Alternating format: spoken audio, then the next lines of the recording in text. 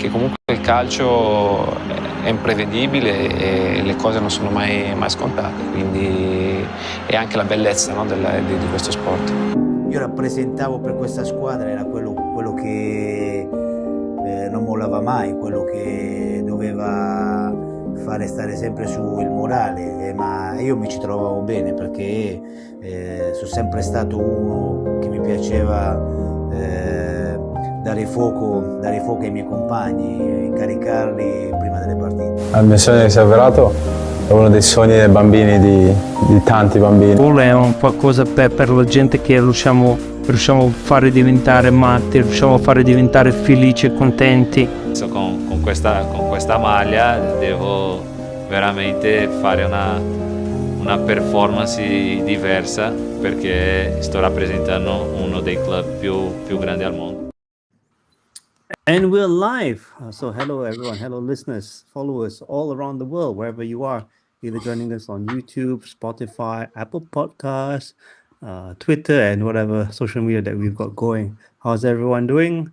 And Ramadan Kareem to those who have started their fasting month quite recently, and we're looking forward to having a bit too much of a not heated, trying to keep that temper under control for this month, and we'll really unleash it after Eid. And with me, as always, amazing, Mr. Amazing, the most amazing co-host you could ever hope for, Mr. Lab Gorilla. How are you doing, John? Hi. Buongiorno a tutti. Ciao a tutti. Hi, Hasni. Lovely to see you again, man. So let's we've got an interesting week. We've got a bit of news, a little bit of the Champions League as well. So we're trying to keep it today under an hour, especially since we have to consider the fact that this poor soul in front of me needs to eat, poor guy. So let's get on with it. And hello everyone. Let's do it. Have you got control of the screen, Hasni? Excellent. So let's begin where we should begin, which is the Como game. So it finished in a 1-1 draw. Hi Kim, good morning. Lovely to see you first thing. I guess not morning for you though. So 1-1 between Milan and Como. Nico Paz and Leao scoring. If you looked at this, you think, okay, well, better than the last leg. A lot of things are actually very different, Hasni. Very, very different. So let's discuss them. Everything was... So as the game started, it looked quite different. The way that Como approached it was quite different. They passed the ball in a really passive way, sideways. There was a lot of just keeping the ball and probing, but not really getting into dangerous positions. And to me, it seemed to be that something had changed in the way that Fabregas was behaving, or maybe the last game had conditioned the way that he approached this game. So he seemed quite afraid to just open up and go into the attack. Is that how you saw the first few minutes, Hasni? Yeah, I agree. I would say they were more switched up, they're more alert. You could say even in the previous game that the mistakes they made cost them dearly, and there were several of them, which we capitalized on. So as evidenced by also not only the stats, but the highlights, that if anyone has missed the game, there weren't that many of clear-cut chances, if I could say that. Yeah. No, you're right. So it was something had definitely changed. So Milan had an interesting lineup. I think they were kind of forced into it, to be honest, didn't they? They had several players unavailable. Fofana, Ruben Loftus-Cheek, just couldn't field them. And so he went with a interesting midfield. I think some people have been calling for it, not me, but some people have been calling for it, which had Jashari on there alongside Ricci, alongside Modric. So the three of them together. And in all truth, in the first half, it was all Como just passing the ball sideways and doing nothing with it, to be honest. And it was kind of like, okay, when are they actually going to try and attack? Because there's no point in what they're doing. And then lo and behold, on the 31st minute, I almost, Hasni, when you're kind of half sleeping during a game because nothing's happening. And then suddenly you're like, I literally was like watching it. I had the screen in front of me. But all of a sudden, I hear the people screaming, goal. And I go, what? And I look down at the screen, and I mean, Manyan did something that I expected Manyan to have passed it off to the side, either to Tomori or the other player on the other side, but he didn't. He went and passed it straight to Nico Paz. I mean, when I say straight to Nico Paz, I really do mean that. And Yeah. About Nico Pass, and I said it even before the previous Como game, is like, you gotta watch out for this guy. He's in every single highlight of Como. And I think he's the top scorer, if I'm not mistaken. So for you to do that, where this guy's obviously trying to pounce on opportunities, I don't know, as you said, either Mike switched off or he thinks very very low of Nico Paz and his ability, which is really proven him. And we've seen this from several keepers. Yeah, they think they can be quick on their feet. They can be a little bit tricky, trying to be a bit just prop up their highlight reels, and this is what happens. You're right, and it's good that you actually had a screenshot of the previous of the angle. You could see, I don't see know if this it's one, because yeah. of where we are Yeah. from the camera, Mm. but you could see that it's a bit tight. Yeah, I mean, you're either gonna have to pass that ball really quickly, which No, you probably could do, there was absolutely no reason to do that, yeah, Hasni. Like he went, unless clearly he's trying to hit Jashari with that ball, yeah, right? because And Jashari, I mean, he's in a lot of space, but it's he not the is, but it's got, safest pass that you could make. Yeah, it's not. The safest thing would have been, look, it's right there to the side. But there was a player available on this side as well that is not shown by this shot. So he could have gone either side, or he could have launched it over the top, right? But he just, I think, honestly, just a brain fart, which we're humans. This is the kind of thing that does happen. It's strange because it's as if, honestly, to me, it's as if he didn't see Nico Paz. For whatever reason, he was doing what I was doing when I was watching the game and I was half asleep. And you could be kind of forgiven because the game was going nowhere. Como were going nowhere with their passing. It looked to me like if they had continued playing the way they were, it would have been just a 0-0 the whole game, because they would have just kept the ball and going absolutely nowhere with it. In a way, I think for neutral fans, this was probably a bit of a blessing in disguise, wasn't it? Because it activated the game. Milan had to come out and do something about it. But it was terrible. But again, I think you have to say the truth, which is Manyan has won us over 9 points. I figure over the season so far. So I am very much willing to say, look, this is an absolute brain fart. It's one of those disaster moves. And the one player you don't want to pass it to is this freak of nature, Nico Paz. As you've said, Nico Paz is not a normal player. He is going to become, I think, every time I watch him, I think this guy is going to be yeah, world class. he's an 80 million Premier League transfer in the making. Yeah, you got to see it for what it is. He's not going to hang around. I think No, he's project. going back to Real Madrid for sure. And I can tell you, this guy would fit into the Real Madrid midfield without any issue whatsoever. He's a wonderful player. Wow, what a player! But okay, let's move on to. So again, then something happens, and that half came. And the way I would describe the Milan plays in that first half, there's Birilli. Do you know this word, Hasni Birilli, which is No. pins, like 10-pin bowling? You know the pins? Okay. Yeah. It's like Milan plays in that first half were just like stationary, and Como were just passing around them like an exercise. And then second half started, and something very different happened, which is that Milan came into it. And it was really weird because Como had almost like stopped and decided, let's take pressure from them.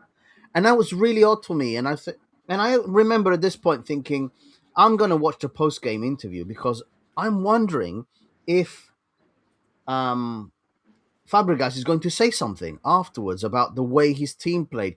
Something's definitely changed. And Milan came into it and they really made a lot of chances. And I thought, is this Milan pressing, or is it possible that Como are sitting, which is a very weird thing for them to do? I've never seen them sit like this. So this is what happened on the 63rd minute. Jashari got the ball. So Como were attacking. Yeah. We basically broke away. You can see how many players are there. This is the Milan style. And there was Fulkrug there as number 9. But actually, in front of all of them was Leao. And Jashari just launched the ball. And on replay, Leao had started his movement and running inside his own half. So, and Como's goalkeeper was so far forward that Leao ended up being able to literally dink the ball in a really good way into the Como goal. So it was a good finish, don't get me wrong, but why is a team that is 1-0 up doing that and enabling this to happen? And this is Como's like kryptonite. They can't get out of the fact that they are a team that likes to play such a dangerous style. So they try to be the team that's restrained. They try to be the team in control. And actually, they screwed up badly. And one moment where they go and do something so dangerous with such a high line, leaving Leao to run against you, and the goalkeeper even came out, they got caught. I think in the end of the day, a 1-1 draw from the way the game went is fair enough. As we've discussed the papera from the goalkeeper, I don't think we have to talk much more about Manyan. What did you think about the equalizer, Hasni, and the way it came? Yeah, the camera angle definitely didn't keep up because I didn't see Liao starting from our own half. I just saw him; he was already in Como's half. So, based on how the camera panned, you would think that maybe it would get called for offside somewhere. But yeah, it was onside because as you're right, you can't be offside in your own half. A few things is that I think there were, if I recall, 2 defenders on Liao. So it was a bit of a 3-on-1 situation. The goalkeeper didn't need to come out unless he didn't trust his defenders to try to keep up with Liao. Because if I recall, they were quite close. It wasn't like a mile ahead of the last defender. So he definitely didn't need to come out. But it's difficult to say. I mean, I don't play professional football, so I wouldn't know about what goes on the keeper's mind, try to close down that space, or if he really thought he had a chance against Liao. But it's a beautiful goal, if you can say that. I wouldn't really call it purely from overplay. A lot of luck. You would have to agree. A lot of luck was needed because to dink that high up over the keeper straight into goal, anyone could have easily messed up. Any professional could have messed it up. 100%. Yeah, it was a very good distance. finish. Yeah, it was outside the box, so there was quite a bit of distance to try and judge that. So it's great that it landed to Liao. So yeah, he's great in such moments, and he's able to get through it. But yeah, goalkeeping error, one for them, one for us. This is the scoreline that we're looking at.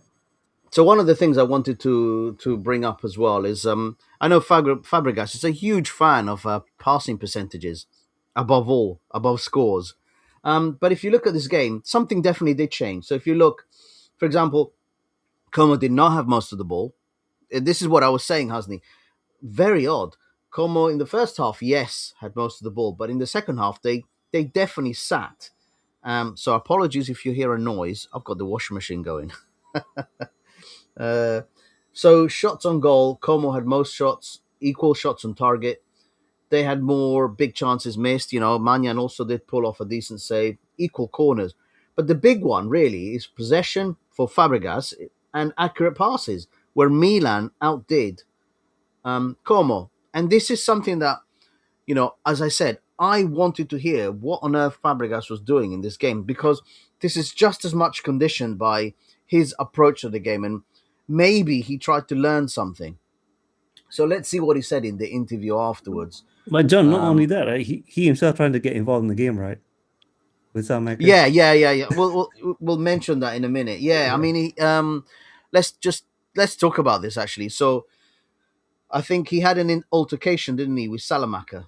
And Allegri got a bit cheesed off, and Allegri ended up getting red carded. Fabregas apologized afterwards about doing that. He said coaches should behave better, and I should have behaved better. So he understands that he did wrong, but I don't know. Allegri exploded, as he's prone to do, isn't he? And I think Allegri also understood that needed Yeah,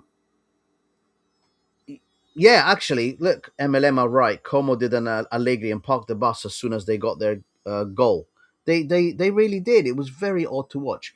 But no, he apologized for it. Allegri unfortunately lost his cool. I think he swore and that was it. He ended up getting a red card. He's suspended for today's game. Nico Paz, if I remember, he came off the pitch. He got a bit pissed off, and he didn't play in the game against Juventus. He wasn't available. And that I was a little bit disappointed about because I wanted him available for Juventus. But we'll talk about in a minute what happened there anyway. So Fabregas. So Hasni, listen to this post game. We made changes in light of that first game. So he kept in mind that first game where they had all the possession, all the chances, and then, Milan hit them on the counter and killed them off. And he was afraid of it, basically. He's afraid of that happening again. So he said he moved to a back three and used a false nine system to give the Milan defense fewer reference points in their marking. So he definitely said that he had told his players in the second half to sit. And I think this kind of shows the naivety of this coach, that he thinks he has a squad capable of doing that. He doesn't, in my opinion. It's not set up to do that. His squad is excellent at what they do, which is keep the ball, rotate the ball, keep it moving, starve the opposition of the ball. But instead, he tried to go, okay, I'm going to try and do what Allegri knows what to do, which is sit on the ball after going 1-0 up, and he couldn't. He literally was just giving the ball to Milan, and the commentators even were saying, "Oh, these guys Milan are coming into it." It's really odd when Como get it, they seem to just kick it away again. And Fabregas said this was part of his tactics. He was hoping to get Milan on the counter. I think huge mistake, to be honest with you. It was a game where our goalkeeper was only really tested in the 70th minute, which shows how well we did. We showed impressive calm and focus in this atmosphere, especially for such a young and inexperienced squad. And he rolls this out all the time about young and inexperienced squad. Because you remember in the previous game, they lost to Fiorentina and said, the fault is my own. We had just beaten Napoli and got so happy about it that I forgot to tell them, trying to bring them down to earth again, and it didn't work. Isn't it like the third season in the league? Or But yeah. So he says, I want to apologize first and foremost about that incident. I did something I'm not proud of. It was unsporting. We've got to keep our hands to ourselves, as Kivu said the other day, especially the coaches. So yeah, he's apologizing about that. But again, I think the biggest takeaway from this, Hasni, for me, is the fact that Fabregas went and tried to sit on a lead, and it backfired and kicked him in the face. Again, I think that's a big lesson for him, that why would you do something like this when you've got a team under... So he felt that in the first half he was in total control. He was in control of the ball, but he wasn't creating chances because of the way he was not taking chances. In order to create the chances they did in that first game, they had to take a lot of chances, which is why Milan were able to just counterattack them and smash through them. So he was so scared of that, it changed the way he approached the second game, but it still finished in a draw, which still means 2 points dropped for Milan. So at the end of this match, Milan, instead of being 8 points behind Inter, were now equal on games and 7 points behind Inter.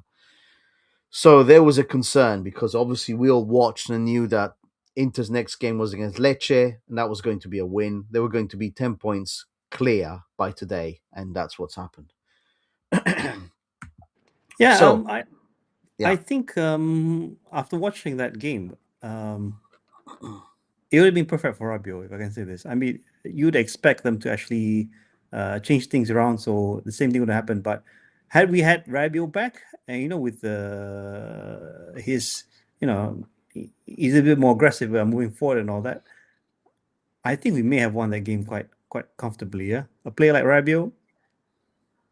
Yeah, no, I agree with you on that 100%. Let me just try and pause on this slide.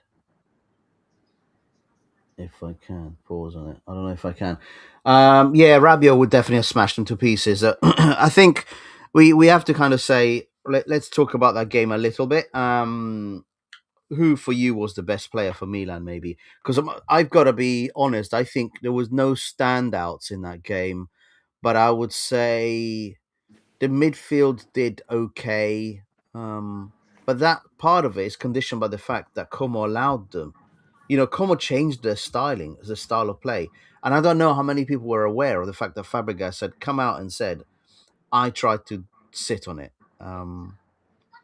Yeah, what did you think, Husney, on the best Yeah, player and so on? If you had to pick one.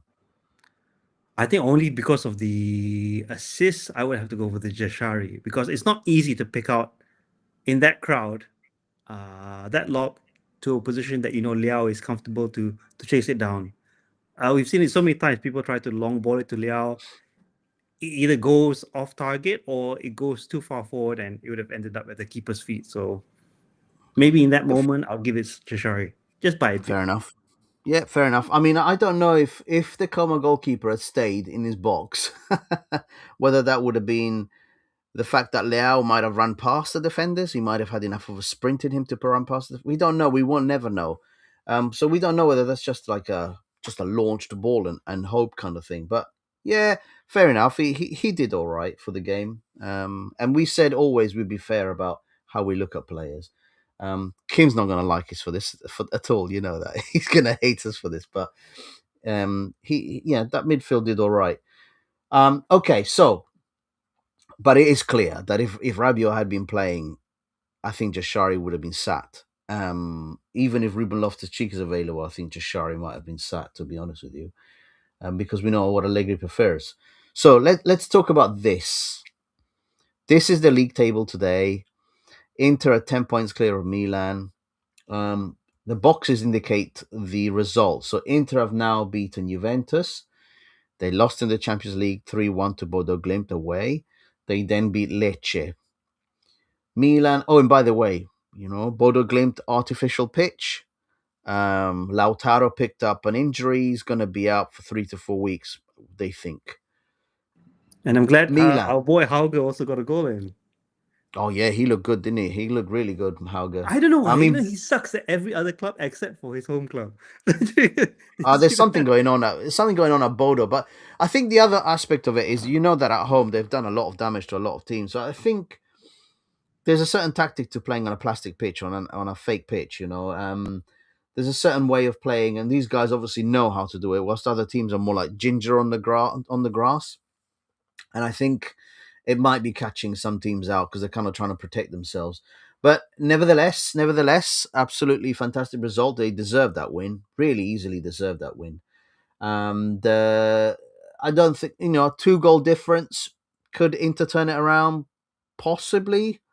It's not out of this world, but they're going to have to fight really hard for this. And I don't know if they've got it in them, to be honest, to fight back. So Milan beat Pisa. They drew to Como. So unfortunately, it's another 2 points dropped away. And yeah, today we stand 10 points behind with a game in hand. Napoli, they played a game with Roma. It was a good game, very good quality game, but ended up in a draw. And Napoli last-minute equalizer. And then we've got Juventus, who are going around Italy, going around Europe and getting slapped by team after team after team. And quite pleased by this, to be honest with you, Husney. I think Juve against Inter was obviously very controversial because of the refereeing, but I think a lot of crap came out after the game, people complaining about refs. Marotta came out and the stuff he said, I couldn't believe it, to be honest. He started dredging up incidents from the past where Inter were hard done by. I thought, are you for real, mate? Are you actually for real? That he's trying to do this? Is anyone actually listening to you? But I didn't care about this because I just felt it doesn't matter, Inter are miles ahead because they have the best squad at the end of the day. I think it was just a foregone conclusion, to be honest with you, this league. Yeah, but John, it yeah. matters to me. I'm a bit switched off to watch the other games because of things like this. It's like I want us to be competitive. Yeah, I really want us to be competitive. I like the fact that we can be behind, but if we're within touching distance, it makes me feel so much better. But and this is why the title of the pod is titled as such. It's slipping through our fingers, and someone did write a comment about it the other day, saying that since Inter lost to us, they've won like 12 out of 13 games. Yeah. They Inter. I mean, I told you, Lautaro wasn't there, and then they put Pio Esposito on, and then they put Boni on, and then they've just got in the attacking phase. They've got some very, very talented players. They're just better.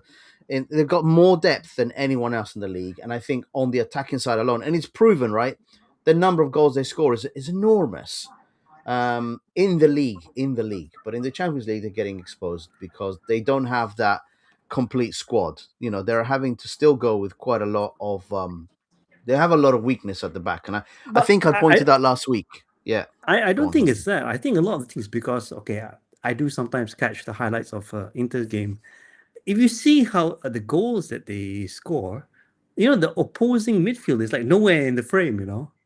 It's like Yeah. essentially Thuram against almost like one defender, and then there's already the keeper behind it, and that's about it. They have miles of space to work with. I don't know whether it's because they're so good in transition that the midfield is just basically jogging back, or and I'm seriously thinking this. I think the opposing team is, they're okay if they lose to Inter. They have that mentality to say that, "Oh, if we lose today, it's perfectly fine." Everyone else Hasn't is he? lost. Yeah, we might as well we lose too. All right. It's So absolute crap. no, hasn't he? They don't do that. I mean, yesterday I watched the Lecce against Inter, and Lecce is the typical game. Like I said the other week, as time goes on, as subs go on, Lecce cannot match these teams. So, I knew Milan were going to win the game against Lecce the moment that Allegri did his thing of bringing on his subs, because the quality just jumps from this level to this level, and Lecce just can't match it. They fight so hard like they did yesterday against Inter. But the moment subs come on, fresh subs come on, Boni and other players, it's just too much for them. They can't take it, and Lecce were always going to concede. I don't think after you go down 1-0, then you take the hit, Let's go back for a minute. Let's just go back for 1 second about this and discuss this.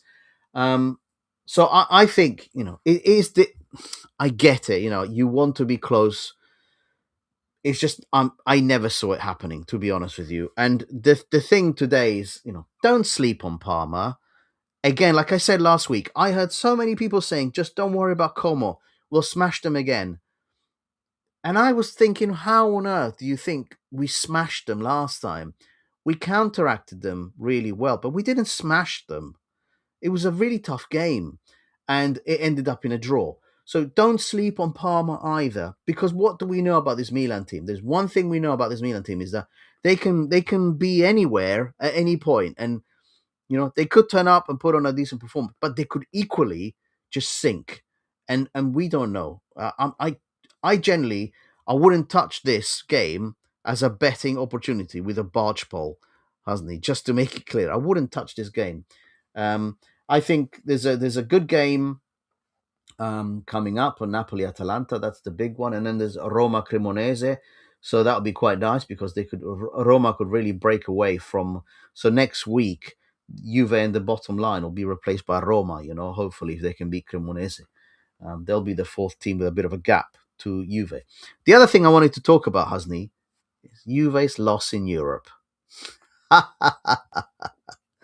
Was it 5-2 from being 2-1 up? Yeah, the only thing I was missing is wearing the jailhouse jersey. Well, I mean, Juventus fans, guys, we need to have a word about Juventus because they are an embarrassment. And I said early on in the season, we discussed this. We said Di Gregorio in goal is not a serious goalkeeper. So just as we can say Magnan has probably won us 9 points throughout the season at least, Di Gregorio has at least lost them 9 points through. He's just very weak with his hands and with his feet. He's quite slow in getting into position. And, he gets beaten on the near post quite a lot. And this was no different. But Juve imploded. They got a red card. The 2-1 up, Koopmeiners scored an absolute blinder of a goal. If anyone hasn't seen it, go and have a look at Juventus's goal to go 2-1 up. But once Galatasaray started attacking them. Every single flaw was exposed. It was brilliant. It was absolutely hilarious. I mean, I was laughing out loud. And that evening, like every time Juve loses, and it's happening a lot lately, I go in the hunt for Juventus channels and I start dropping grenades. So, I mean, Hasni, I subbed to a Juventus channel that night just so I was able to make comments. And I was like, actually, somebody then banned me because they were like, oh, who's this guy? Get him out of here. Because I was like, I'm never supporting Juventus again. I'm going to a real club. Those are the kind of comments I was putting in the chat. They are terrible, man. Have you got anything to say about Juventus? Well, I didn't catch the European fixtures, but I didn't expect that from them. I had always thought that against the teams like Galatasaray, you you can't you can't ignore the fact that Turkey has been adding, I wouldn't say some serious talent, but some past due talent Yeah, into the yeah. league. So the levels have gone up a little bit. But you'd expect a team like Juve that it still has some quality in the team. We put the Gregor aside and also some of the defenders. But you still expect them to come away with at least the 3 points. So to get that sort of a gap in the scoreline is absolutely unexpected. What worries me is that I wouldn't say it's a worry really, but what surprises me is that Spalletti hasn't made much of an impact. When he came on, there were that few games that you think, okay, fine, and maybe this top four, it's probably the man to get us back in the top four and really solidify the place. But not only this game, look at who did they lose? Okay, Inter game aside, but they've not been doing great at all. Even against Inter, they shouldn't have conceded, other than the red card, they shouldn't really have been conceding those goals as well. So Spalletti, if he doesn't make top four, and this is the level, I think, even if no doubt Juve gets whatsoever. fifth place, he's gone. He's gone. Yeah, no doubt whatsoever. But the thing is, Spalletti is not the problem.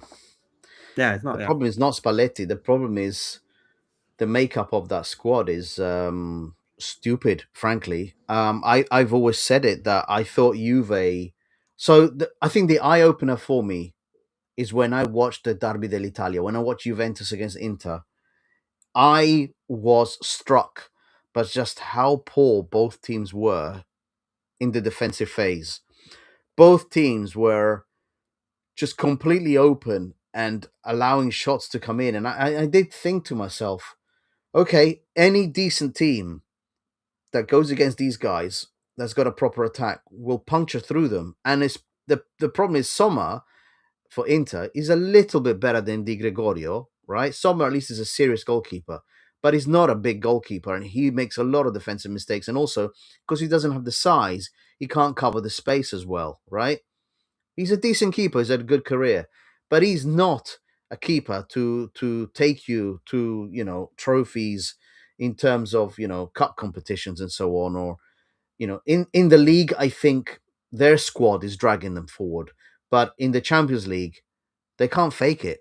They can't. And Juventus, oh my God, that defensive lineup and Di Gregorio right at the back. I mean, there were memes yesterday, Hasni, of Di Gregorio's gloves like this with a big hole in the middle, because he is very, very poor as a goalkeeper. And I think we identified right at the beginning of the season that he was going to be a very crucial factor, and they had to go and find a long-term replacement. And that's why I said, Hasni, if you're serious about trying to make top four and rescue the disaster that Tudor had done whilst he was there, then you go out and you spend every penny you can to get Manyan through the door whilst he was not locked up with a long-term contract. But they didn't. There was no attempt that we know of to have made that. And I think they should have. That's the player, the goalkeeper is the position that they should have covered. So 5-2 to Galatasaray away. I think safe to say goodbye Juventus. Ciao, ciao. So they're coming back into the league only. And then they are going to have Roma next week. But they just lost 2-0 to Como. Como without Nico Paz even, Husney. Losing 2-0 at home against Como without Nico Paz is not good, man. It really shows that you're not a serious club. And yeah, good, great. I hate Juventus very much, so I don't mind at all seeing them lose like this. And I'll keep tuning in. And I really hope that Galatasaray, stick it in even further, make it even more painful. And I really hope that Roma then goes and does a job on them as well, and just opens up the gap even nicely, even more. So good. Very, very glad to see it. But it is a discussion that we need to have, and we'll have it in a minute, about the performance of the Italian clubs, because Atalanta also lost in the Champions League. So Italian clubs conceded 10 goals, Hasni, this week in the Champions League. And we'll discuss that a bit further later on. All right, so the league table as it stands today, as it stands right now. Look at this, Hasni. Inter just rampaging, beating all the small clubs, including Juventus, a small club. And let's be clear, Juventus today are not a serious club. And I any Juventini out there who might have listened to this should hear this, because it's going to be painful for them to hear it, but it's just a fact. They are not serious. So Inter, 64 points. Look at this. Goal difference, plus 41. Goal scored, 62. So Hasni, they are miles. This is what I was saying about the attacking phase that they have. They have lost 4 games, but they've only drawn 1. And that's the big problem with Milan, is that they keep drawing games. 9 games, that means 18 points dropped through just constant draws. And a lot of those draws, as we know, are not against particularly strong teams. Goal differences, plus 22, which is only matched by Como. So on goal difference alone, you'd say, yeah, Milan are in the right position. There's a 4-point gap to Napoli, 7-point gap to Roma, and we'll see where that goes. But yeah, Juventus and Como could potentially be dropped today, and a bit of a gap could form. If Roma beat Cremonese, if Napoli beat Atalanta, then there could be a bit of a gap forming now to 5th place. I think we have to say it, call it, Hasni. Milan is in top 4. We can call that, I think, right now. Yeah, as expected, and it is, John, that there's actually no real excuse for us to not be in top 4. Okay, right. With the squad that we have, with the schedule that we have, and the competitions that we dropped out of early. Yeah. What else is left then to say that if we're not in top 4? But this is what really part that disgusts me. If you look at the team in first place, only 1 draw, and that draw happened, I think, quite recently against Napoli. I think, yeah, that was the only draw. Otherwise, it's win after win after win. I need to at least expect some other teams to step up and say that, okay, we can't really beat you, but at least we're gonna equal you. Nope, doesn't happen. But so I have to say this. I don't think Inter are a great club. I don't think they are a great squad, Hasni. I just think that they are better than what is there in Serie A at the moment. Okay? So Fahadinho says Milan will not reach top 4. I think Fahadinho, as I said, I'm going to call it today. I think that the gap is now, it's 8 points to 5th place. Just do the maths. That's a big gap. Just like I don't think Milan will get to 1st place. Milan will not drop out the top 4 now. I think this is... and it's only 13 games to go, by the way. It's not, we're not midway anymore. Yeah, we're only looking at the tail end of the season. Yeah. I think that's it. The objective that Allegri has been saying to the press, I think pretty much achieved. So I guess the question is, you said, I think earlier on, something quite interesting, which is you want something to look forward to. You want it to stay close. You don't want games that are just going to be passing by for no reason. I guess it feels a bit that way at the moment, doesn't it, Hasni? That's like, okay, so there's going to be a game against Parma, but what's the point of it? Even if you win it, it only goes from 10 points to 7 points. That's still more than 2 games. It's pointless, right? I think a lot of the fan base were hoping to be within touching distance before the Milan derby, as opposed to the fact that they're not going to be within touching distance by then. I think, depending what happened to Bodo Glimt, I think Inter could turn it around against Bodo Glimt. I think at home, they've got the attacking talent. I just do not know what Bodo Glimt will be like playing away from home, away from that pitch. And, screaming. But we've seen them play in the San Siro. They almost beat us, by the way. Us, yeah, but we're different. We're not the same. We're not, But you Inter could attacking are argue a that that different animal. squad back then, midfield was better than what we have now, maybe. And defensively, yeah, I think maybe we were better back then. I would say, yeah, defensively better, but I would have said midfield. I don't know. Rabiot makes a big difference, man. Yeah, but we had Cassie back then, Cassie and Benacer No, that's at their true. No, prime. that's absolutely true. Absolutely true. Kessie was a man. Those days, those days. So now I'm calling it. Fahadin, you might not like it. I know Milan's upcoming matches are difficult. I know they have. So let's go back. Let's have a look at those upcoming games. Milan got Parma Cremonese. So, I mean, honestly, that should be 6 points out of 6. Then you've got Inter. Lazio, you should beat Lazio. I'm sorry, you should beat Lazio. Torino, you should beat Torino. And Napoli, okay, you might lose that one. That I'm just looking at the immediate next 5 games or so.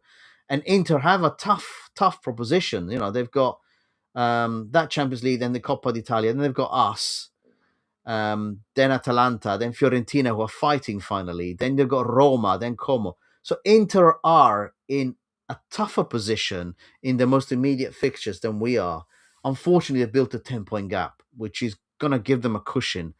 So obviously, I think it could be as crucial as this in the Milan derby if that fixture comes along and that hits, and it's anything other than a Milan team, then Milan win, then Yeah, then it's over. Might as well you just switch off your, cancel your subscription, just exactly, you've take got a it, nap, forget it. Yeah. exactly that.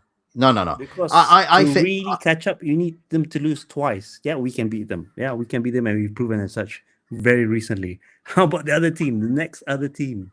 Maybe who's Roma. the next other team that could be? Maybe Atalanta, maybe Roma. Yeah. Maybe even Como. And by the way, they've got Como in the Coppa d'Italia, as far as I know, as well. So Como, as I said last week, is going to give everyone a bloody nose in this league. I think the thing that Fahadinho is referring to is that the games after these 5, Milan going to a really tough run of games, and we'll look into that, at a later date. But Milan do have a tough run of fixtures after this, and that's where I think Fahadinho is saying Milan will drop further points. But I just can't see Napoli or Roma being the teams that pick up those points away from them. I just don't see it, personally. Okay, so let's have a quick preview of the Parma game, Hasni. So what have you heard of the rumors of the starting lineup? I'll tell you what I've heard, and then. Oh, I haven't really been catching up. Okay, so I've heard that Jashari's sitting. He's not starting the game. So despite that last performance, Ruben Loftus-Cheek is available, and Rabiot is Sorry, available. John. The only rumor I have is that and I saw the announcement, the 4th kit is not available for pre-order. Wink. Oh dear.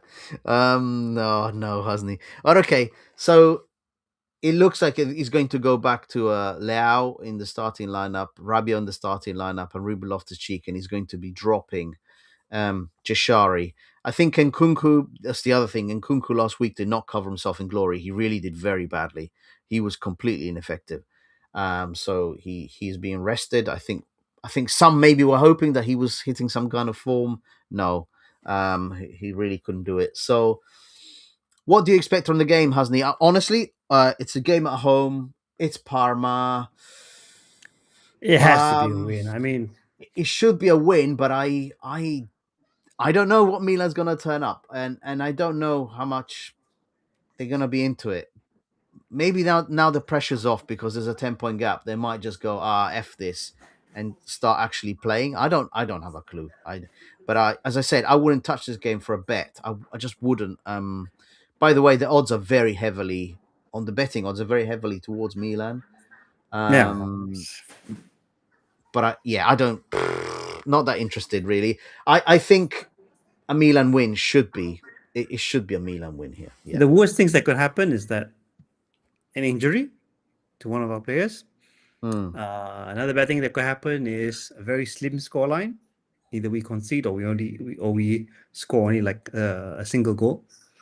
I guess the third thing is we get absolutely robbed by the ref, which I'm not I'm not putting it out of my mind right now. Nah. The refs are back. That's all I can say. Serie A is back, guys. Serie A is back for sure, mate. Okay, so so we both think a win. It has to be a win, really. So here we need to talk about this, Hasni, because there's a lot of people that have drawn a lot of conclusions about the state of Serie A. I've heard so many interesting things. So, all right, listen. Serie A had a terrible week. All the teams that are remaining in the Champions League, which are only Atalanta, Inter, and Juve, went into a playoff against opponents that are not necessarily great quality, and altogether they conceded 10 goals, and that's just poor. But one of the things I said that really concerned me is that in Serie A, the art of defending has disappeared. And over the last season, I think it's really been worse than I've seen in several years. Now, what does that mean about the overall league? I've got to say something, okay? For those dooms people that are saying, oh, Serie A is dead, it's got no youth, it's got no chance. Hang on a minute. Recently, as last season, we had a Serie A club in the final of the Champions League. Okay. Recently, Atalanta, this club here, has actually won the Europa League by beating an unbeaten Bayer Leverkusen 3-0. Serie A is definitely not back, hasn't he? As the advert says, it's definitely not back, but it's definitely not dead either. Okay. Those are Is it people dying, that are. Ranjan? No, I think those are people that are just looking for excuses for the failures of their own club. For example, Juventus. I can, as an outsider, go in there and say to you, you need a proper striker up top, you need a decent goalkeeper, and you need a central defender that's decent. Without that, your club is not going to do anything serious. You have some wonderful, wonderful attacking talent in that squad. You've got some very interesting midfielders in that squad, but you cannot compete on multiple fronts relying constantly on that team. You just can't, right? That's one thing. Atalanta. Let's talk about Atalanta. Well, they went with a non-serious coach early on in the season. They've got the kind of like skeleton of a decent squad, but they've lost some enormous talent. Lookman, Retegui, you're not the same squad as before. And if only what they are a supermarket, what I call an Esselunga, they are ready to be picked off by bigger clubs and be taken away. Atalanta has stopped, their cycle. They're just hoping to bring in more talent. And they're only now starting to pick themselves up again. And as for Inter, we've discussed Inter at length. They have incredible attacking talent, but they are relying on very old players. And you know this, Hasni. You know very well. Mkhitaryan, Acerbi, and Sommer Somewhere. is not a goalkeeper to be relying on. It's just not. He's a backup keeper these days. He shouldn't be your first keeper. So that's an important point. You have not been serious in your mercato, and you need to fix that, and you haven't fixed it, and you're getting punished for, you're getting what you deserve in your punishment. Now, talking about Italian talent, I've heard so many things, in the UK. Di Canio has come out because the English press obviously picked up on the fact that Serie A has done so badly. Di Canio's come out and said, no Italians have gone abroad in the last 15 years. Paolo Di Canio, you are wrong. Calafiori, Chiesa. Tonali, Chiesa, Donnarumma. What's that? What was the guy that went to Atletico Madrid and has just come back to Atalanta?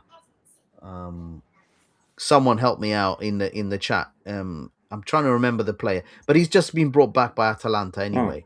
So what I'm Who's that saying Spurs? is, The right back, I think. What's his name? Who used to play for Udinese? Coyote or something, or Is it Udogi? Something like that. Udogi. Thank you. Yeah. Well done. So the players have gone abroad. So first of all, factually checking, Di Canio, you're wrong. Now, we had a discussion in the chat group about maybe Di Canio meant players of real quality. We had this discussion, and interesting points were brought up about Vialli, about Zola when they came. Vialli and Zola came at the age of 29, 30, or beyond in their careers, which at the time, Serie A looked upon the Premier League as the league that you go to when you're older. The exact opposite is happening now. Our squads have got, aged players themselves because we're not giving chances to young Italian talent to establish itself. But that is not the case for every single club, Husney. I keep pointing out there are clubs that are fielding young players and trying them out and taking a risk. And you're going to say, oh, you're so biased all the time. It is Roma that I'm talking about here. And Atalanta as well, by the way, they're now trying to give a go to very young players. So the league is not dead. This is the result of squads simply not having been built to face multiple campaigns. And we knew it was coming. So all this doom scrolling, all this doom kind of commenting, please stop it right now, right? Now, let's talk about another point. I've heard an Inter fan say this, and I won't mention his name because it might set some people off.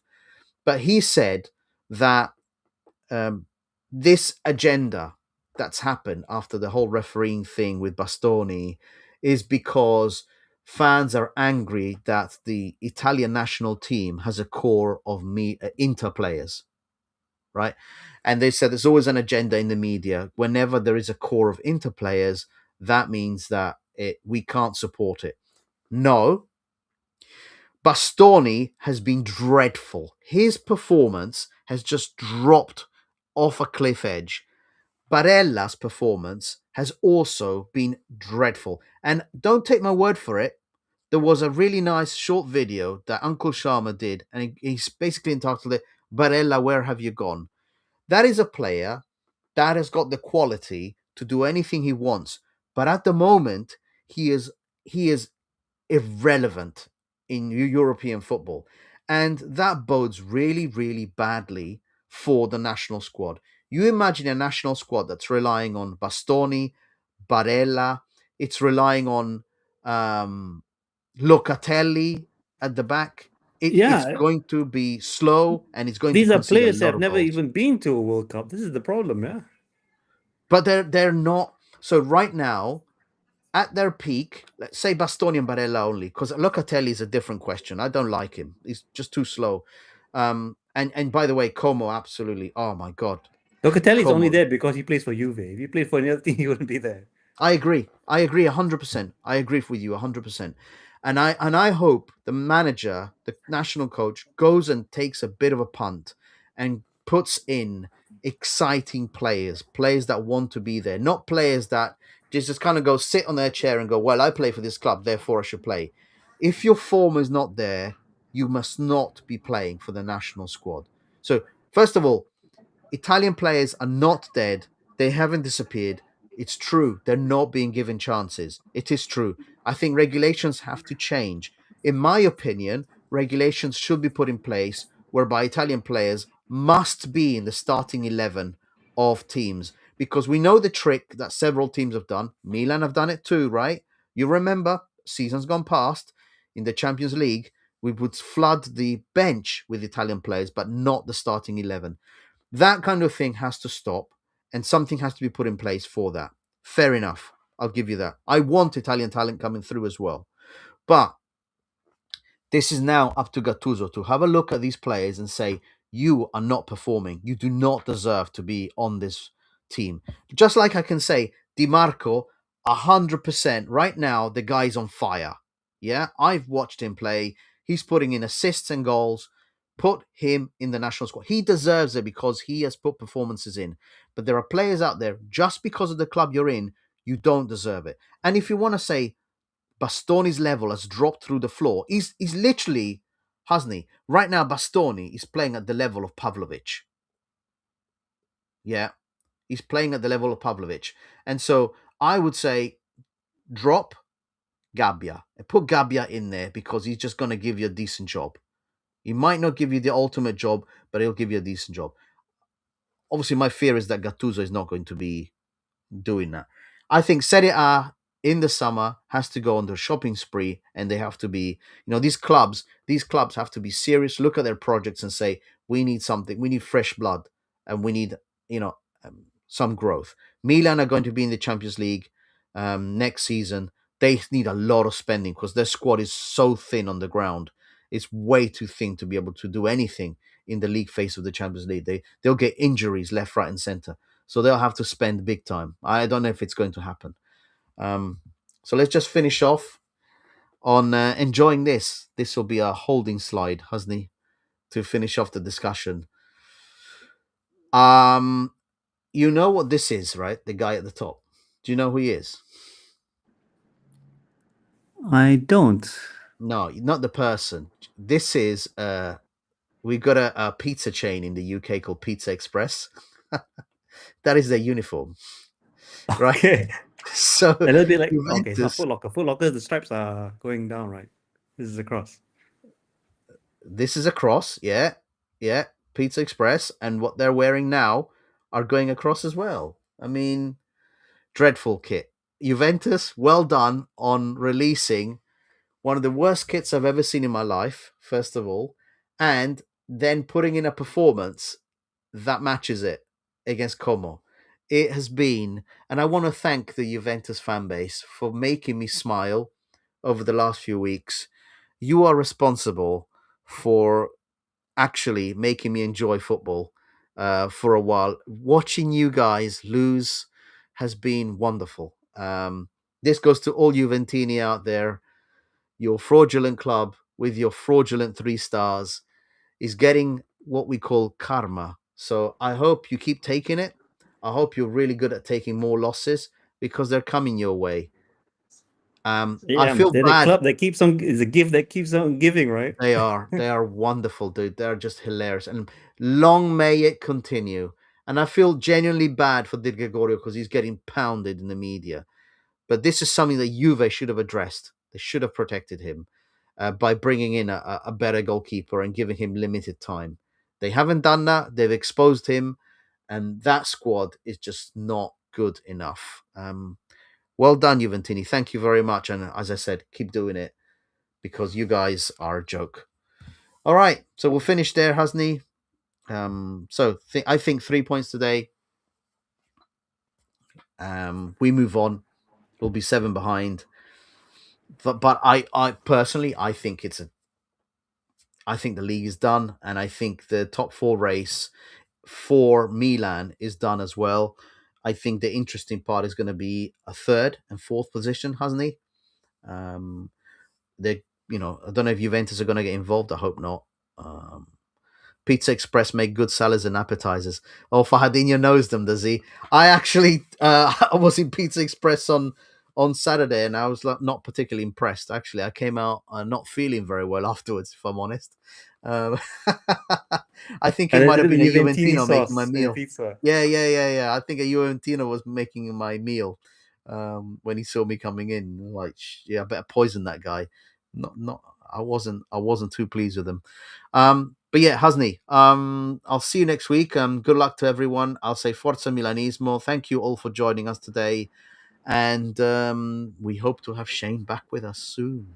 All right. Yeah, I hope so too. And just to plug our chat, anyone wants to join, once again, do drop us a DM on our socials. WhatsApp. It's a WhatsApp group, so you can join. You can send us a message or leave a comment on our YouTube post. We will find. I'll find it, and we'll add you in. But till then, thank you all for joining, and for those who are listening to us on Spotify, Apple Podcasts, thanks again. Actually, a quarter of our views or listens are actually coming from those platforms, so we appreciate it very much. Oh, yeah. Cool! Didn't know that. All right, thank you everyone, and Forza Milan. See you, ciao.